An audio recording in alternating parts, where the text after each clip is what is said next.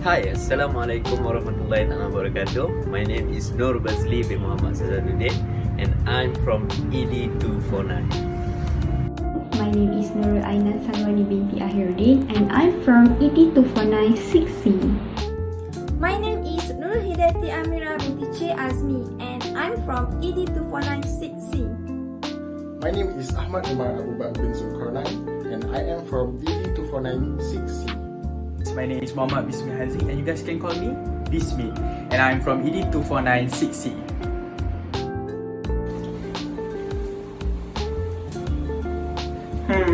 Wait. Are you guys one of the participants for this science festival? Oh, really? I have been looking for you. Let me introduce myself first. My name is Nur Bazli bin Muhammad Sazaduddin and I will be your tour guide for today. So, welcome to the National Aeronautic and Space Administration, NASA. NASA? Oh, sorry. NASA. Okay. So, before we go to the next checkpoint, I have a question for you guys. Have you come to NASA before this? No? Oh, okay. It's okay. Never mind. I hope you guys enjoy when you visit NASA today. Okay, so for your information, this science festival is themed as teaching science using online learning. So before we go to the next checkpoint, I would like to tell you about the history and timeline of online learning. So let me brief a little bit of them. Okay, let's go. Online learning was already implemented in education since 1980s. It was started on 1982. Have you guys know what happened on 1982 in our education? Never mind. Let me tell you. On 1982, the Western Behavioral Science Institute, which is the first institute in the world, used computer conferencing to provide distant education program for business executive. That is number one. Number two is on 1983, which is Ron Gordon, the former Atari president, launched the electronic UMCT network to make online courses available for people with access to personal computer. On 1985, Nova Southeastern University in Florida creates the first electronic classroom through an accredited online graduate program. Interesting, right? Next is on 1986, which is the National Science Foundation Network launched the first open computer network, which is a precursor to the internet that allowing institutions to create and distribute electronic information. On 1993 to 1998, Jones International University opens in Colorado, becoming the first fully web-based accredited university. Other than that, Cal Campus introduced the first online-only curriculum with real-time instruction and participation. On 2002, the Massachusetts Institute of Technology (MIT) launched the Open Courses web project to provide free MIT courses to people worldwide.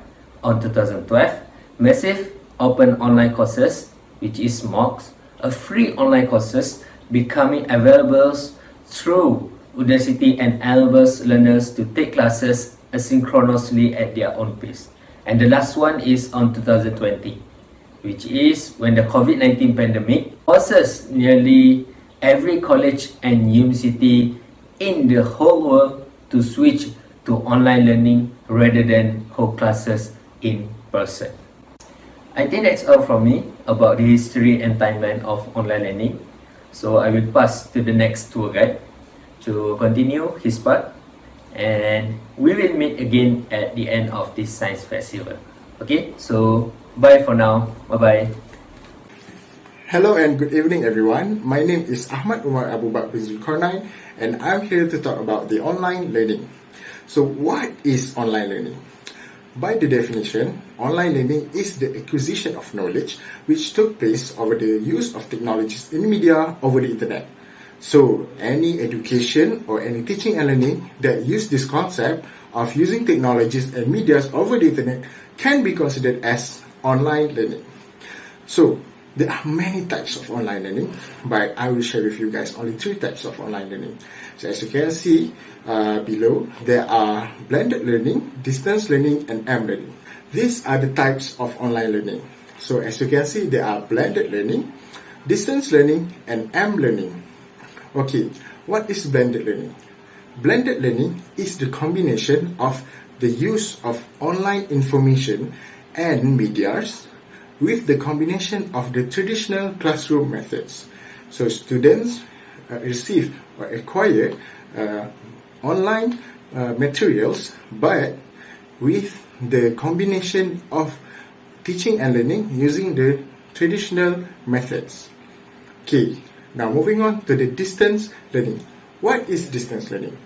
Distance learning is a situation where the teachers and the student are not physically present in the class.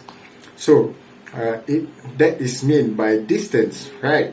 So the students and the teachers are separated and they are studying or they are having their teaching and learning session through online platforms such as Google Meet or such as Cisco Webex, Zoom, and others. Right now, we proceed to the last one, which is M-learning. So M-learning is the situation or the condition where we can learn or having our online learning using our personal equipment or personal gadgets such as mobile phones, smartphones, tablets, iPads, and others. Now, we proceed to the next slide. In this slide, I will talk about the categories of online learning technologies. As we are using the online learning platform, surely we are using their technologies. So, what are the categories of online learning technologies? We have 2 categories. First, the instructional technologies, and the second one is the virtual interaction technologies. So, what is meant by the instructional technologies? Instructional technologies means by using the available material on the online platform, such as photographs, articles, recordings, and others, that could begin at the website or YouTube's Han Academy as an example, and others. So, moving on to the next one. Next one is the virtual interaction technologies. Virtual interaction technologies is a platform that allows interaction, providing a two-way communication for a session, whether be it a video conference or a teaching and learning session, and others. Could be a Google Meet session or file sharing, and others. Okay, now I will highlight and I will talk about the online learning vision. So there are 3 important parts of this online learning vision, and we will go through one by one. Okay, the first one is to reduce geographical boundaries. Okay, as we all know, there are some conditions or some situations where people or students travel to another countries to obtain their courses or to obtain their education. So this online learning platform providing a better alternative for students from different countries, location, regions, and others, so that they can earn the same education via online platform. This could provide a better opportunities for those who are struggling with costs and times, and also to blend in with the culture for that country they are attending to. This is for the first one, reduce geographical boundaries. Next, we are moving to the second one, which is moving towards the green environment. By having an online learning situation, we are reducing the usage of papers in our lessons, our examinations, and our assessment. So this could lead in less cutting of trees and a better green environment. Other than that, by having online assessment, such as designing materials online via using online software, platform, and others, we could reduce material waste used by the students or the schools for conducting the assessment. And the third one is to prepare students for the 21st century education. As we all know, 21st century education requires the students, teachers, to have a good exposure towards the use of technologies. So, this online learning platform aims to produce individuals who are flexible and dynamic with the technology development. As the technology evolves, the individuals are evolving towards, are aligned and moving forwards with the technology development. The second one is to produce individuals who can cater with the needs of the industry. So as the industry evolving towards the technology use or towards the educational system, the aims for the online learning is so that these individuals can cater and can be part of the needs of the industry. And the last one is to shape students to be more creative with various usage of online platforms such as we can say Zoom or AutoCAD, Canva and others. So this online learning is providing them so that they can explore and be more exposed towards many software applications so that they can prepare themselves for the 21st century education. That's all from my part. Now we will proceed to the next presenter.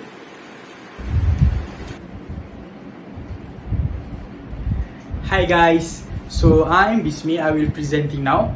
So what my friend has presented to all of you, yes, we are talking about online learning, and they have presented also what is online learning. So now, as we know, when the COVID-19 outbreak came to us, all the teachers and all the students are adapting to the new norm of learning and studying. So by the time now we have adapt ourselves to these online platforms. So here I would like to share to you about the apps that we are using, or maybe one of us have used in their life before. So here are the common apps that we use for online learning. Here we got Zoom, and we have WhatsApp. On my left corner, we have YouTube and we have Zoom. So all of these four platforms were commonly used in the teaching and learning process.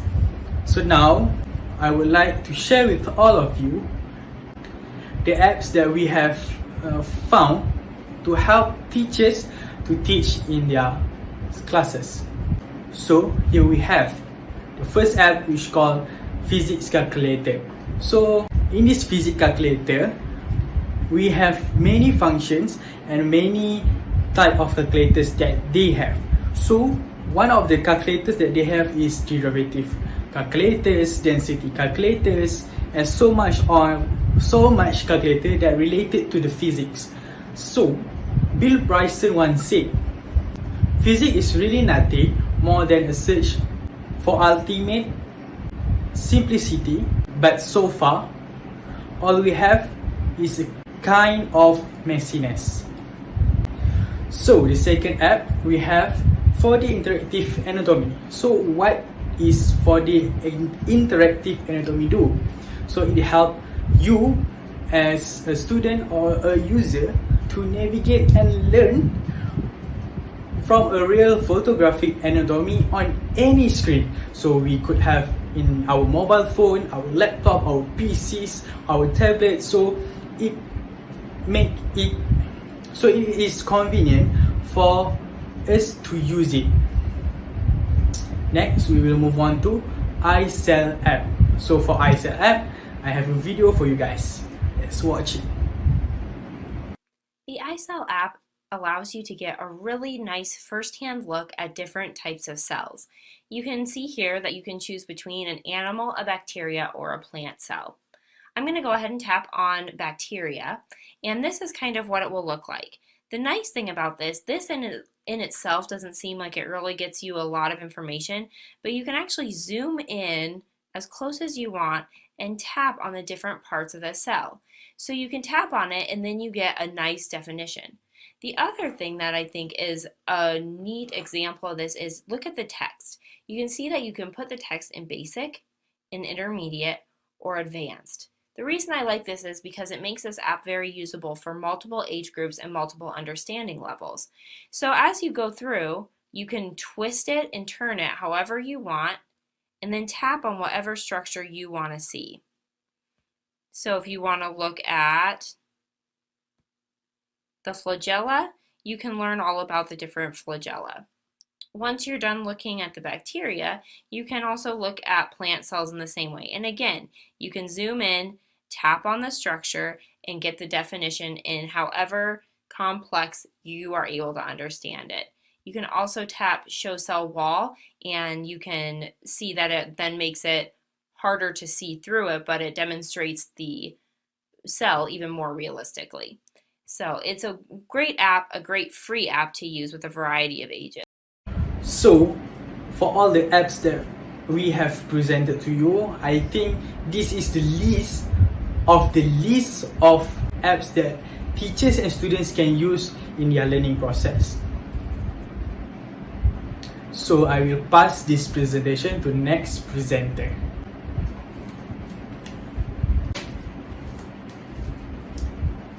Ouch! By the way, hello guys, I am Wani. How are you doing now? I hope you guys are always in a good state of health and mind, alright? Okay, let's move to the advantages of online learning. There are so many advantages, but I will only point out 4 which are more related to science learning. There are 4 advantages, which are ease of accessibility of time, place and sources. Students can learn at their own pace. Learning sessions can be more interactive and improve ICT skills. Let's start with the first point. During face-to-face learning, I bet some students used to skip a class during one whole semester, right? Due to that, the student will miss the lesson on that day. However, it's a no for online learning. If you skip class, you can access the class through any recorded video or any educational apps used by the teacher. You can access the recorded lesson anytime, anywhere. Unlike the face-to-face class, you have to be present in the class to hear the lesson. Other than that, students can easily browse to any information that they do not know in any online platform sources. As we all know, there are so many educational sources that we can find on the internet. Okay, let's specifically focus on science learning. For example, if the students cannot understand any science terms such as osmosis, aliphatic compound, or any certain science term explained by the teacher, they can directly browse the term for them to understand the lesson well.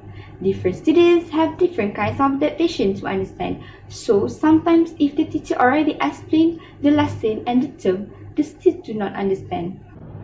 Okay, next point. Online learning can help students to learn at their own pace.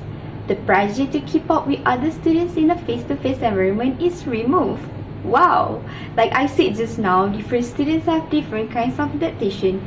You might or might not catch up the lesson well, as you need to follow the teacher's pace of teaching. The point here is you are in control of your progress through any lesson you take. Unlike traditional classes where you will need to take notes feverishly during lectures so that you can review the material later, online learning allows you to review the course material as often as you like at a time where you are most focused.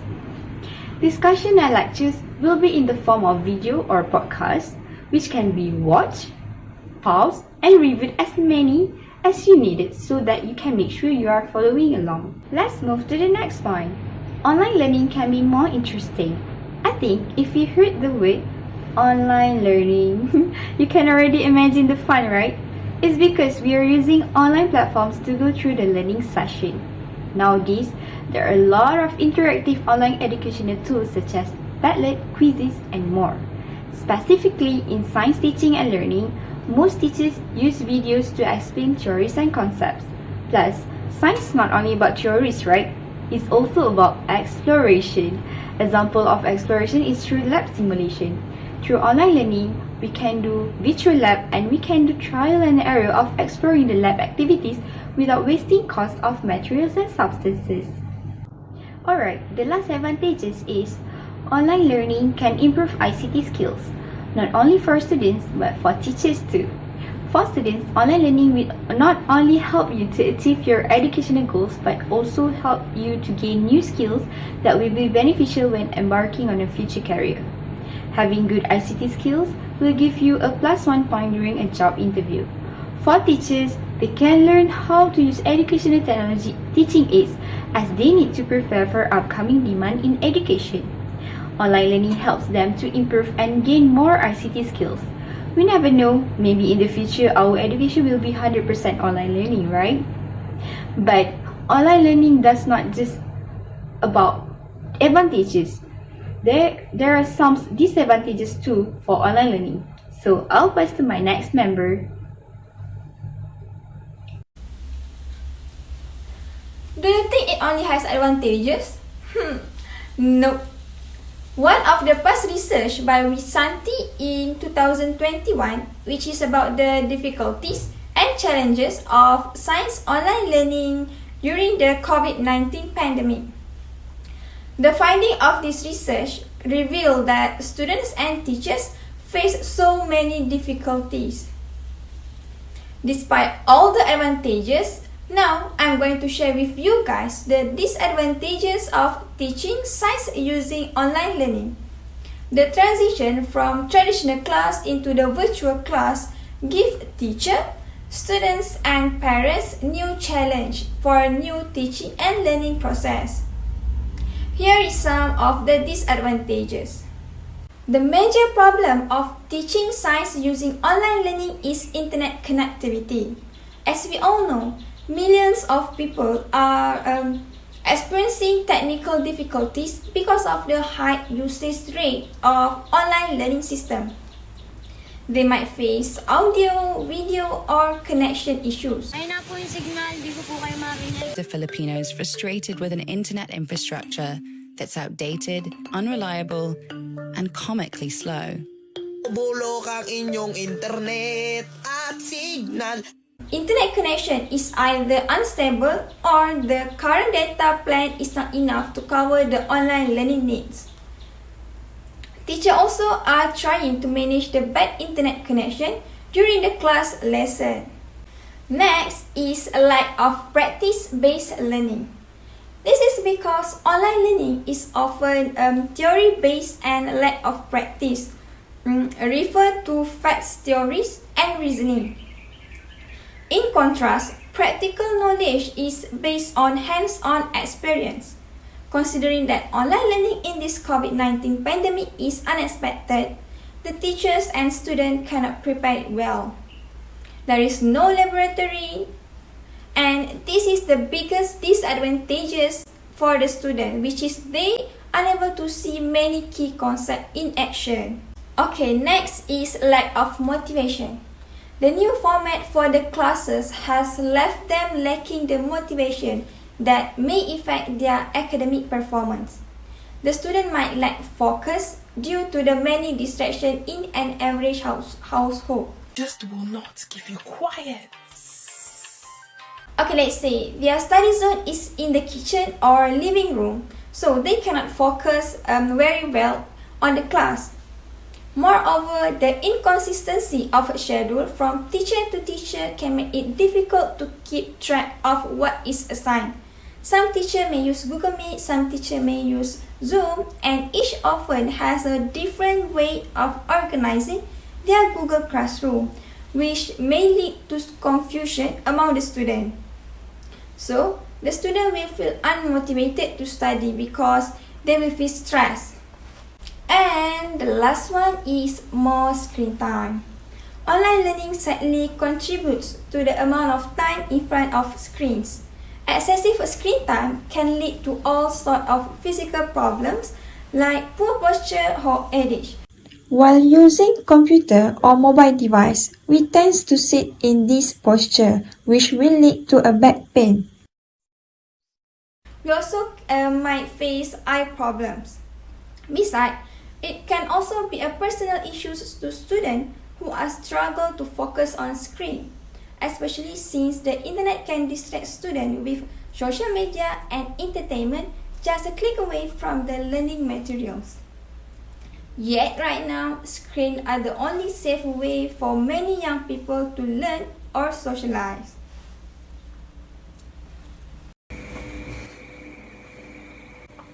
How your trip today? Is it fun?